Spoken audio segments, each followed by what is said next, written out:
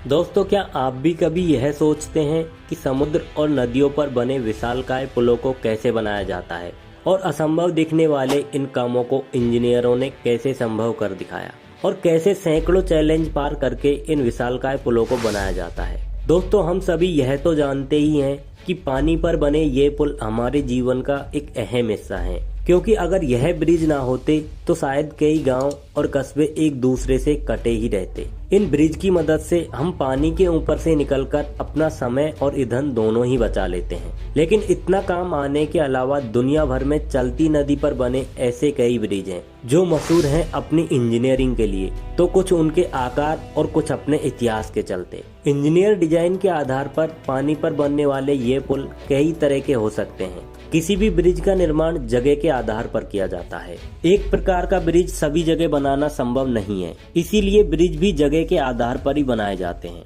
Suspension bridge, beam bridge, arch bridge आदि ये कुछ टाइप हैं पानी पर बनने वाले इन पुलों के। कोई भी पुल तब तक बाहर सहन कर सकता है जब तक उस पर पड़ने वाला बाहर डायरेक्ट या इनडायरेक्ट तरीके से जमीन में ट्रांसफर होता रहे।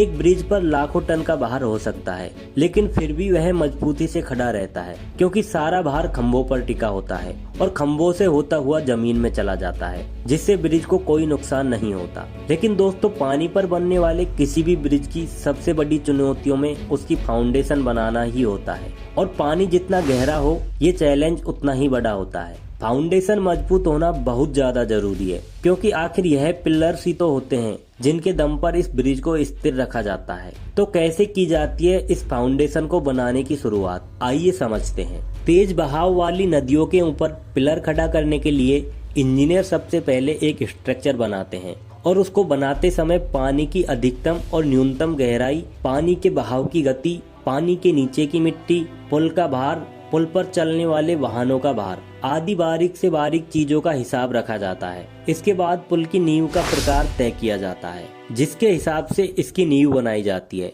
इस नींव को कॉफर डैम कहते हैं। पिलर बनाने के तरीके के हिसाब से कभी डैम का आकार गोलाकार होता है तो कभी वर्गाकार। अब सवाल यह है कि आखिर कॉफर डैम बनता कैसे है। कॉफर डैम को बनाने के लिए स्टील के लंबे लंबे टुकड़े एक स्ट्रक्चर पर फिट किए जाते हैं, जिसमें इन्हें गोलाकार या फिर वर्गाकार शेप दी जाती है, और जब यह बनकर तैयार हो जाते हैं तब इन्हें पानी के अंदर डाल दिया जाता है। दोस्तों, इस स्ट्रक्चर को मशीन की मदद से धीरे धीरे पूरी सावधानी से पानी के अंदर डाला जाता है, ताकि यह उसमें अच्छी तरह से सेट हो जाए। इसके बाद मोटर और पंप के जरिए इस पूरे स्ट्रक्चर के अंदर के पानी को बाहर निकाल दिया जाता है, जिस वजह से यहाँ पर एक सूखी खाली जगह बन जाती है। इसी सूखी खाली जगह पर फिर पिलर बनाने का काम शुरू किया जाता है, जहाँ कई सारे मजदूर लगकर इस जगह पिलर बनाने का काम करते हैं। हालांकि हर जगह इस तरह से काम नहीं किया जा सकता। अगर पानी बहुत गहरा हो तो ज्यादा गहरे पानी में कॉफर डैम बनाकर नहीं डाल सकते। जैसे समुद्र में बीम बनाने के लिए समुद्र के तल में सबसे पहले ठोस जगह देखते हैं, उसकी गहराई मापते हैं। इसके बाद उस जगह पर बड़ी बड़ी मशीनों के द्वारा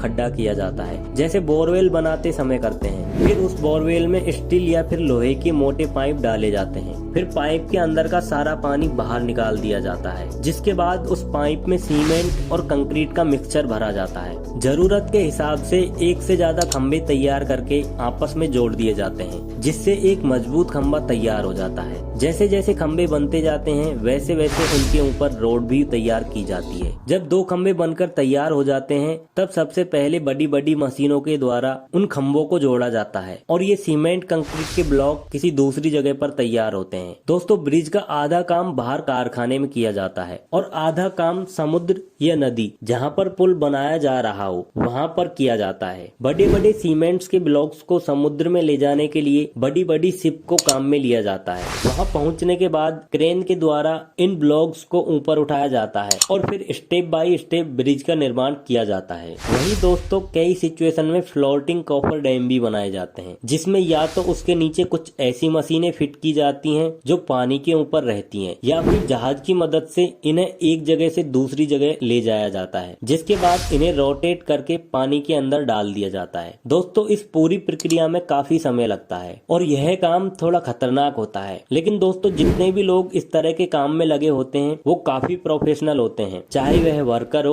या फिर इंजीनियर, सभी को इन कामों का काफी अनुभव होता है, जिसके बाद ही उन्हें ऐसे जटिल प्रोजेक्ट्स पर काम करने के लिए भेजा जाता है। क्योंकि यह ब्रिज किसी नौसिखिए द्वारा बनाए जाए तो उसका खामियाजा कई लोगों की मौत से भुगतना पड़ सकता है। अब हमारे अपने ही देश के मुंबई शहर में स्थित बांद्रा वर्ली सी लिंक को देख लीजिए। इस 5.6 किलोमीटर लंबे स्टील स्ट्रक्चर को इंजीनियरिंग का बेहतरीन नमूना कहा जाता है, लेकिन पानी के ऊपर इसे बनाना आसान नहीं था। यह एक बहुत ही लंबा और चुनौती भरा सफर था, जिसे 11 सालों की अथक मेहनत और लगभग 2.25 लाख करोड़ के खर्च के बाद हमारे इंजीनियर ने पूरा कर दिखाया। तो दोस्तों, अब तक तो आप समझ चुके होंगे कि इस तरह के ब्रिज बनाने में इतने पैसे क्यों खर्च होते हैं, और ऐसे में ब्रिज बनाने में खर्च के साथ साथ काफी समय भी लग जाता है। लेकिन इसके बावजूद भी कई बार ब्रिज फेल हो जाते हैं। इस चीज से बचने के लिए प्रॉपर तरीके से ब्रिज बनाना बहुत जरूरी होता है, और ऐसे में सभी जरूरी सावधानियां बरती जाती हैं। तो दोस्तों, इस वीडियो को देखने के बाद आप जान गए होंगे कि आखिर नदी पर इन पुलों को कैसे बनाया जाता है। दोस्तों, आपको हमारा यह वीडियो अच्छा लगे तो कमेंट बॉक्स में जरूर बताएं। दोस्तों, ऐसे ही इंटरेस्टिंग वीडियो देखने के लिए हमारे चैनल को जरूर सब्सक्राइब करें।